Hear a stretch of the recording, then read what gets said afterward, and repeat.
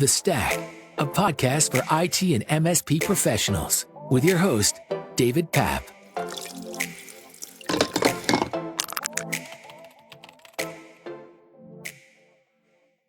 We're joined today by Michael Gregg of Catalyst Network Solutions in Edmonton, Canada. Michael's indicated to me that he has a passion for cybersecurity. Welcome to the podcast, Michael. Can you tell us more about yourself?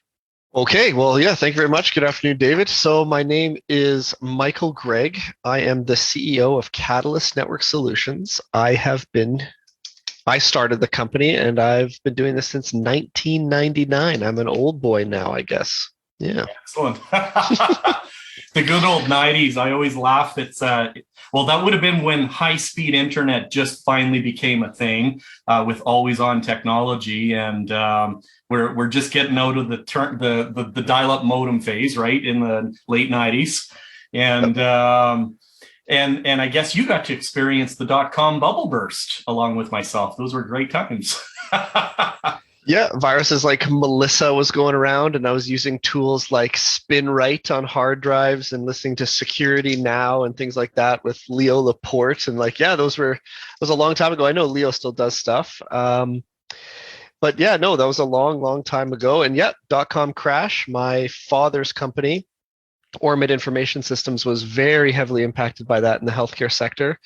So yeah, no, lived through all that. I've been all the way back to 8086s, like learning DOS and playing with gaming all the way back then, and then all the way up to, where we are now, where Microsoft's forcing you to upgrade to Windows 11, which is just great. I just really enjoy that. That's really fun. Assuming that your hardware is compliant, right? But yeah, they just deploy it. It's like, hey, boom, Windows 11. It's like, oh man, and then just little things, all the little things, like, oh, my printer driver doesn't work. And for a real estate agent at, we're an MSP, that's lifeblood. And it's like, oh, yeah, that printer driver doesn't work yet. You're gonna have to wait. It's like, what? Like, you're just like destroying my whole life. So anyway, they fixed it that specific issue. Microsoft actually fixed that pretty quickly. But yeah, things are changing at a rapid pace. Yeah. So as I shared with you previously, the stack, we call it our tool stack in the industry, is kind of our lifeblood. It's the tools that we use in order to help service clients. And being an MSP, it's managed services that we provide to clients.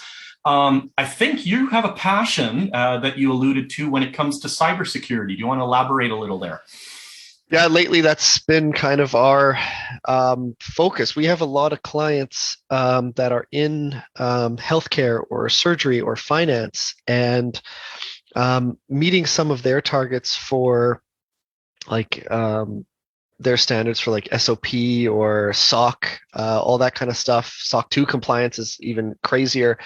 They get a ton of their vendors or their clients requesting them, like, hey, Log4j, are you guys susceptible? Or the Kaseya hack, how are you guys susceptible? And then the client is being asked those questions, and then they have to ask us as the MSP, being like, are we susceptible? And by the way, what is Log4j? And it's, with a 0 day, it's really hard to be on top of that. Like, you literally have to have your pulse.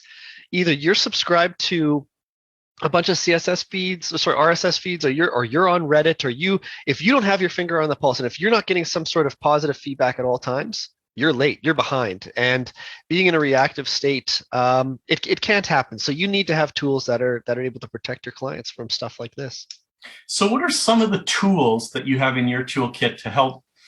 I'm assuming there'd be some proactive tools to threat ops and early detection, maybe some zero trust stuff, and then the reactive side. Let's say you've got to roll out some kind of patch that, because of the 0 day virus that came out, or some malware, or some kind of ransomware, whatever it is. Let's talk about the proactive side first. Yeah, that's a really good question. So, I'm super paranoid. I've always been that way. And I think a good security person needs to be that way. And tools is great, what you just mentioned. And yeah, I'll name some tools and we can dive a little deeper into that. But really what you have to have is multi-layers of defense. And the layers of defense of that kind of onion, or whatever you want to think of those layers as, they need to be able to fail safe which is a great word. It's one of my favorite words. They need to fail safe, and they need to be able to communicate with each other if they feel that they're being breached, or if things are going wrong on the outer layers. The inner layers need to be able to communicate. So you have layers of security that as they're breached with 0-day, or as things are getting worse and worse, or whatever's happening, whatever the specific attack is, these different layers are able to communicate between each other. And that's tough. I haven't seen a lot of people that say that, like even the CloudStrike stuff, or Kaspersky, or you kind of mentioned one of your sponsors, which, I'm not going to name because, hey, they give you guys money. Like, that's great. So it's having multi-layered defenses, not necessarily from the same vendor. Actually, specifically not from the same vendor, because maybe you'll bring it up, but that Kaseya breach or the SolarWinds stuff, when an MSP chooses to use all of the tools under a single umbrella from like a Kaseya, it puts you at a specific targeted risk because all the tools are under that same umbrella. And if there's a breach at that core level, then your whole system is encrypted, much like 500,000 systems were a few months ago. So yeah, having multi-tiered defenses and having tools that are able to communicate with each other, file honeypots are kind of a thing, but having tools that are able to defend from each other and notify as they're breached and secure different layers of a network are critical. And yes, we have some tools that we use. Some of them I've named already. I can go into more details, and then some of them I've pioneered myself because I'm a paranoid psychopath. You're listening to The Stack. Thanks to cybersecurity leader ESET for sponsoring the podcast. ESET delivers award-winning cybersecurity technology to protect all aspects of your digital life with cutting-edge expertise and advanced machine learning to secure Windows, Mac OS, and Android devices. ESET bundles antivirus, anti-spyware, device control, web filtering, two-way firewall, anti-spam, remote management, and two-factor authentication solutions, and is a recognized leader in home and business cybersecurity solutions. What's in your stack?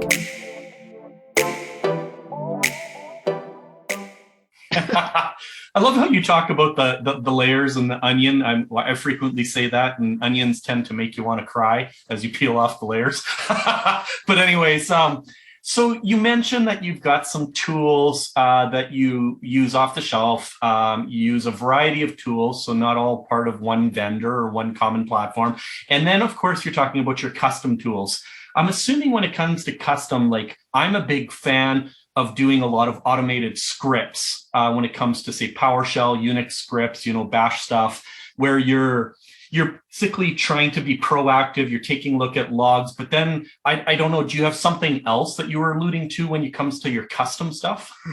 For custom stuff, we have some software called Ransom Guardian. I don't like talking too much about it, but I can give you two of the things that are really fancy. I'm not a genius. I'm not a software developer, so I can tell you two pieces of software that I've married together that basically make this product that we're really, really proud of. So Veriauto used to be the name of the company. I believe they're called Spectre. I don't know what they're called, but they made a really cool program that really touches on, so if we're talking about ransomware as a target specifically, which seems to be what hackers want to be doing now, is monetizing the breach, right? So they get a payload that is capable of breaching multiple defenses or multiple tiers, and then they want to do something internally that can make them money really quickly. And ransomware is like, really, that's the goal, that's the end game.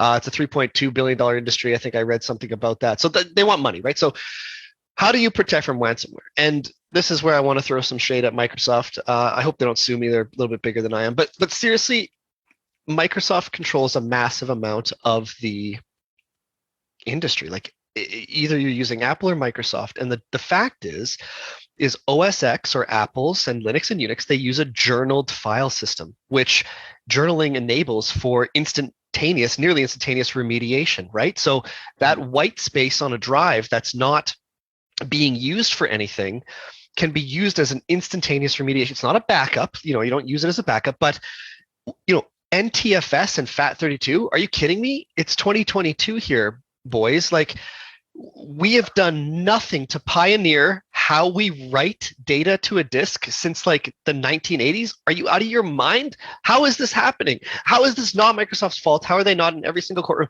For me, I'm so upset about that. So going back to your question, yeah, I'm paranoid. What did I do? All I did was I wrote a really simple driver. I don't like talking about it because it has hooks in the way it runs that if I broadcast, oh, this is what I'm doing, it's no longer secure, right? It's just another thing for a hacker to look for, and now it's blown out of the water. But you pair it with some layers here. So anyways, it's a really specific driver. It has almost zero latency. It's 3 to 4 milliseconds per transaction. I know that's quite a lot. I need to optimize that, and I'm not very good at that, but who cares? On core file systems, what it's capable of doing is basically creating a journal file system without a journal file system. It uses that white space that it only has access to as a hypervisory level. It's above and beyond the OS. That's why it needs a couple reboots to install. But in the event, something out of the ordinary, it's not 1 or 2 files. Like if 350,000 files are being named to .pizza and we pull from a database of all of the stuff that is common, if all of a sudden we're encrypting a ton of files and that's not normal, it's instantly capable of locking down the disk, sending an email being like, hey, something's wrong here. Maybe it's a false positive, but a transaction of 350,000 files were trying to be turned into this file name. I couldn't stop it. I got 4,000 files are totally encrypted. Thumbs up, thumbs down. How do you feel about what I just did? I stopped everything. Do you want to instantly remediate from white space? And you go, wow, yes, keep the network locked down because I have no idea how that happened. But yes, fix the files right now. And now I can go into, like you were mentioning, a reactive mode. Like, how did this happen? Like, where did this come from? But that's the final defense. Like, you don't want to be using that. There's other layers, right? You want to be having software. I was talking about Veriado that we use that takes a database of users and how they work. So David comes into the office and a typical day, he creates 2 or 3 files. He reads 40 files. He edits and moves 5. On maybe a busy day, that's multiplied by 5. You can apply a little bit of an algorithm. But on some random Wednesday, he comes to the office and he wants to encrypt 400,000 files. We're going to lock him down. We're going to shut down his VPN. We're going to shut down his cell phone. We're going to shut down his Office 365.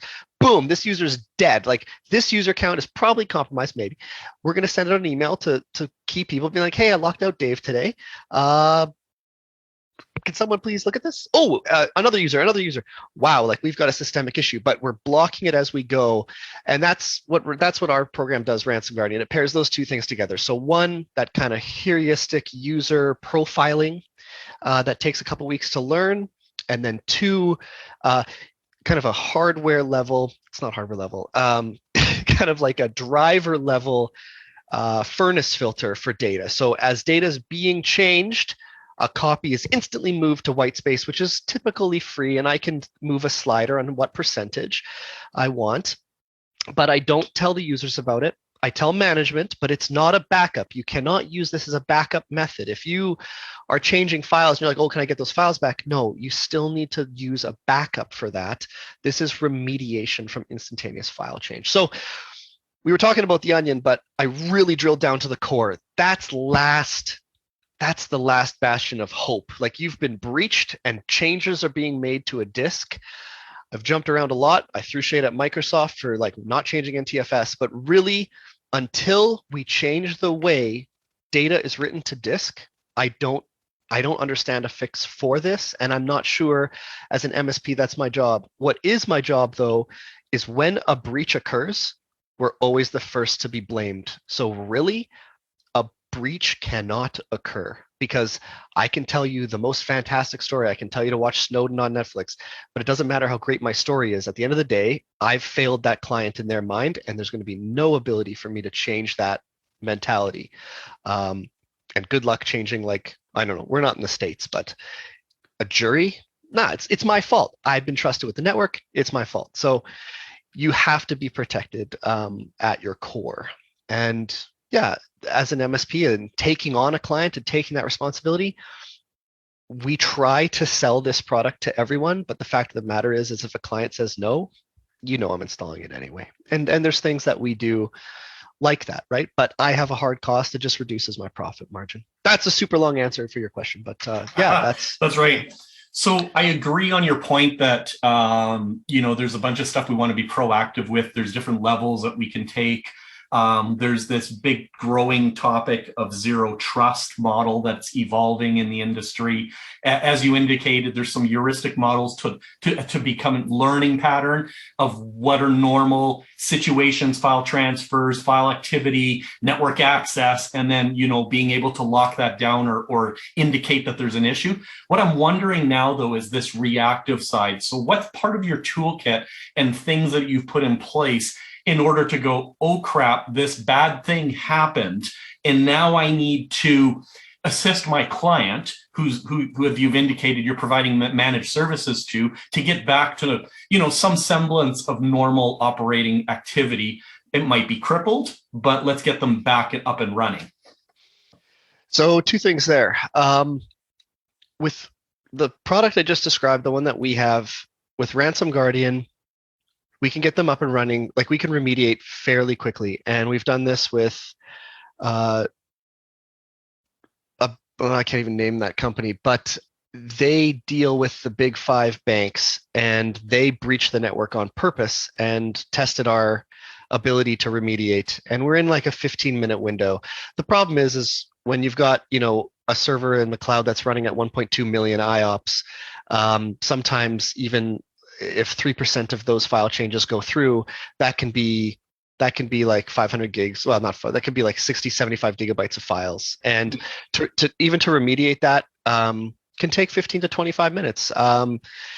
So that's obviously the innermost layer. And that's going to stop the attack, because I don't care who you are, even if you have the best backup system in the world, if you've got 2 terabytes or 5 terabytes or anything, if you've got a massive amount of data that's encrypted and you're restoring a server from backup, unless you've got really expensive stuff with like live snapshotting and a really great direct attached storage device, a lot of clients can't afford that at the MSP level. So you're going to be moving 2 terabytes of data from somewhere to somewhere else. And that can take a day, 2 days, 3 days. If it's offsite, might take a week. Depends on your data, right? So your question is tough to answer on a generalized basis. What we do, I can answer. So Ransom Guardian is our last defense. We use Kaspersky Endpoint Security Cloud Plus. I know that's controversial, but I did extensive research into this kind of Kaspersky. Scary because of the Russian name, but you should really Google Kaspersky Transparency Center and Transparency Centers. They're around the planet. They're very cool. They've moved all of their data to Switzerland. The stuff that they host, it's very, very cool what they've done. The product is awesome. The cloud-based side of it is really smart, but it's not a cloud-based service like SolarWinds or Kaseya. It's really neat. It's cloud managed. It's not cloud-based. It's honestly brilliant.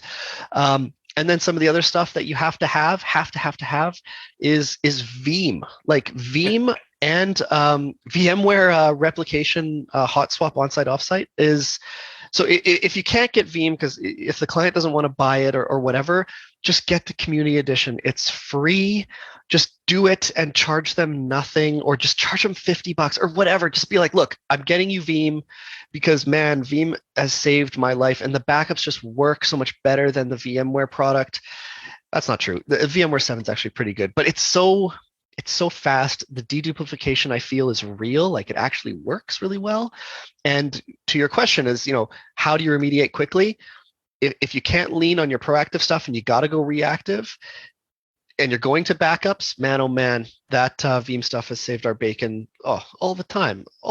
From little stuff, from the receptionist deleted a file up to, corporate-wide min account has been breached. We're coming in and doing a full restore, right? So yeah, those would be my answers. That's amazing. Awesome information. Well, do you have any final thoughts or a quick little tip that you want to give to people, or something that you want to reinforce, like this one single power tip that you want to say, if you didn't listen to anything, I want you to walk away with this? 2 things. Nobody reads anymore. So the one quick thing is, if you're not going to do anything, just watch Snowden on Netflix. I'm not going to give you my opinion on what I think of the man, but just watch the story and make your own conclusions. And number 2 is, and it sucks, I hate it. It's tough to implement. I understand it. But two-factor authentication is real, and you have to just bear down and do it, because a lot of this stuff, if 2FA was configured correctly, especially with the global stuff, so the SolarWinds attacks, a lot of those government things, as well as the Kaspersky to an extent, it's not totally true, can be avoided. And the stuff with, even the stuff with NTFS, as I was talking about for ransomware, if a user's account is breached, someone's got a password or someone's got a hash key or someone's rainbow tabled or whatever, it still can't write to the disk if there's some sort of SSO or single sign-on with 2FA. So that's only for people in newer environments. I get that, but hey, like, protect some of it. Protect Office 365. Protect your email. Just get two-factor authentication and watch Snowden. Those would be my 2 tips. Fantastic. Thank you very much, Michael. I'm glad you were able to join the show. Hey, thanks for the interview, Dave. You're great. Take care. We hope you enjoyed this episode of the MSP Stack Podcast. Remember, if you liked it, hit thumbs up. If you didn't like it, hit thumbs down twice. If you'd like to be on the show, head on over to the mspstack.com and click on the Be a Guest button. The Stack is made possible through the generous support of MSP Corp. What's in your stack?